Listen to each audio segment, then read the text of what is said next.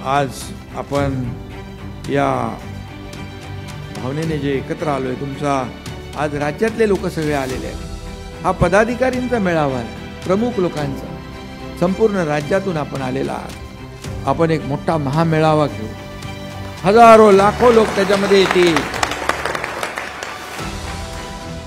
आणि लहुजी शक्ती सेना काय आहे या महाराष्ट्राला नाही देशाला दाखवून देऊ। खरं म्हणजे ज्यांच्या कार्याला द्यावा प्रतिसाद, ज्यांच्या झुंजारपणाला द्यावी दाद, जिसको भूलेगा नहीं ये समाज, जो है उस्तादों के उस्ताद उनका नाम है लहुजी उस्ताद।